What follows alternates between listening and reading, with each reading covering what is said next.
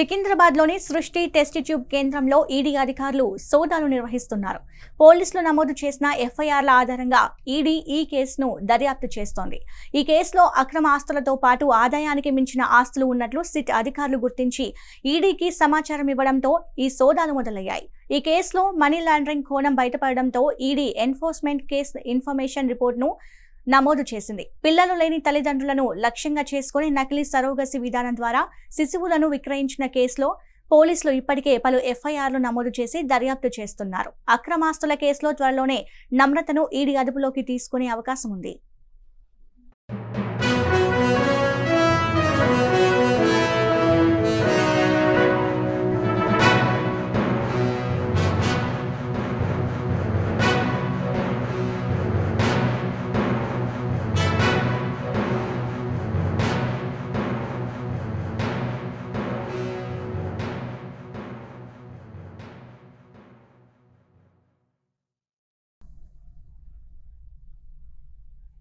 సికింద్రాబాద్లోని సృష్టి test tube కేంద్రంలో ED అధికారులు సోదాలు నిర్వహిస్తున్నారు. పోలీసులు నమోదు చేసిన ఎఫ్ఐఆర్ల ఆధారంగా ఈడీ ఈ కేసును దర్యాప్తు చేస్తోంది. ఈ కేసులో అక్రమ ఆస్తులతో పాటు ఆదాయానికి మించిన ఆస్తులు ఉన్నట్లు సిట్ అధికారులు గుర్తించి ఈడీకి సమాచారం ఇవ్వడంతో ఈ సోదాలు మొదలయ్యాయి. ఈ కేసులో మనీ లాండరింగ్ కోణం బయటపడడంతో ఈడీ ఎన్ఫోర్స్మెంట్ కేసు ఇన్ఫర్మేషన్ రిపోర్ట్ను నమోదు చేసింది.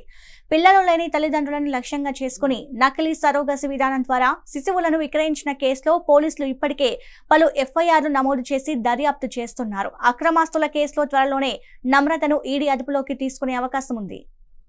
ఇక దీనిపై మరింత సమాచారం మా ప్రతినిధి హారిక అందిస్తారు. హారిక, చెప్పండి. సింధు, ప్రస్తుతం 2 తెలుగు రాష్ట్రాల్లో సంచలనం సృష్టించింది అనే చెప్పుకోవాలి సృష్టి ఫెర్టిలిటీ సెంటర్. ఈ ఐవీఎఫ్ సెంటర్కి ఎంతోమంది ఇప్పుడు ప్రస్తుతం అబార్షన్ కోసం వచ్చిన వాళ్ళని మభ్యపెట్టి భయపెట్టి ఇలా రకరకాలుగా వాళ్ళ నుంచి వాళ్ళు ఆ బేబీని కంటిన్యూ చేసే విధంగా ఏర్పాట్లు చేసి, అలాగే వాళ్ళకు ఎంతో కొంత డబ్బులు ఇచ్చి బాధిత కుటుంబాల దగ్గర నుంచి దాదాపు 30 లక్షల వరకు తీసుకున్నారు డాక్టర్ నమ్రత అని చెప్పేసి అంటున్నారు. అయితే ఇందులో మనం ముఖ్యంగా మాట్లాడుకోవాల్సింది ఏంటి అంటే దాదాపు 500 కోట్ల వరకు మనీ లాండరింగ్ జరిగింది అని చెప్పేసి ఇప్పుడు ప్రస్తుతం వస్తున్న సమాచారం. ఈ సమాచారం మేరకే ఇప్పుడు దీన్ని గ్రాంటెడ్ గా తీసుకుంది ఈడీ. అయితే మనీ లాండరింగ్ జరిగింది అన్న కారణంగా ఇప్పుడు ఈడీ ఎంటర్ అయింది అని చెప్తున్నారు. అయితే ఈడీ ఎంటర్ అయినప్పటి నుంచి అంటే ఇప్పుడు ఇంకో కోణం తీసుకుంది అన్నమాట. ఎందుకంటే ముఖ్యంగా ఇప్పుడు ఎవరైతే ఇప్పుడు డాక్టర్ నమ్రతతో పాటు దాదాపు ఇంకా 8 మంది డాక్టర్లు ఉన్నారు అని చెప్తున్నారు. మొత్తానికి ఈ ముఠా మొత్తం 25 మంది ఉన్నారని చెప్పాలి.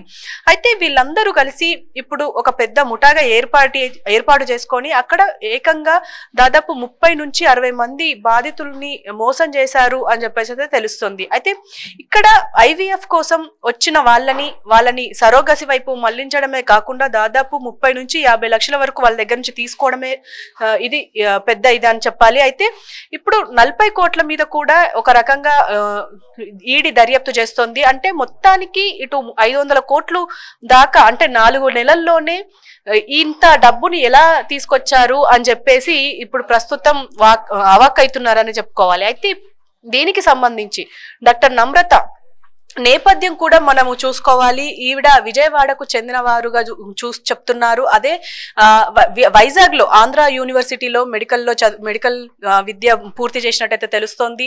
అలాగే విజయవాడలో గత కొంతకాలంగా ఆవిడ అక్కడ డాక్టర్ గా పనిచేశారు అని అంటున్నారు. అయితే 2019లోనే ఈమె కొన్ని ఇల్లీగల్ కేసుల వల్ల ఆవిడ డాక్టర్ లైసెన్స్ కూడా క్యాన్సిల్ అయ్యింది. అప్పటి నుంచి ఇటు హైదరాబాద్ లో విశాఖపట్నంలో 2 కొత్త బ్రాంచుల్ని ఓపెన్ చేయడం, అక్కడి నుంచి ఈమె కార్యకలాపాలు కొనసాగించారని చెప్పాలి. అయితే ముఖ్యంగా ఎప్పుడైతే ఈవిడ సరోగసి కోసం వచ్చిన దంపతుల్ని ఐవీఎఫ్ కోసం వచ్చిన దంపతుల్ని సరోగసి వైపు మళ్లించడం, అలాగే మొదట 30 లక్షలని తర్వాత 50 లక్షలు తీసుకోవడం, ఆ కేసు మొత్తం బయటికి రావడం, అక్కడి నుంచి మొత్తం యూటర్న్ తీసుకుందని చెప్పుకోవాలి సృష్టి ఫెర్టిలిటీ సెంటర్.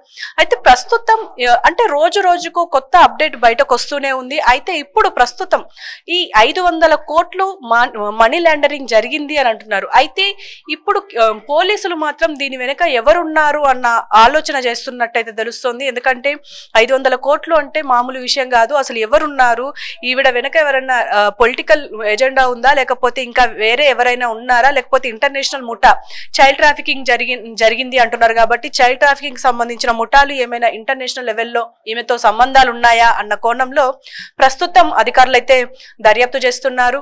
అంటే పూర్తి డీటెయిల్స్ అయితే ఇంకా రావాల్సి ఉంది. అంటే ఈ 500 కోట్లు పర్టికులర్ గా అని చెప్పేసి అంటున్నారు. కాబట్టి అసలు మనీ లాండరింగ్ జరిగిందా లేదా, జరిగితే ఎవరెవరు ఉన్నారు, ఎవరెవరు ఈమెతో కుమ్మక్కయ్య ఉన్నారు అన్న విషయం మీద పూర్తి డీటెయిల్స్ రావాల్సి ఉంది Sindhu. Right, thank you Harika.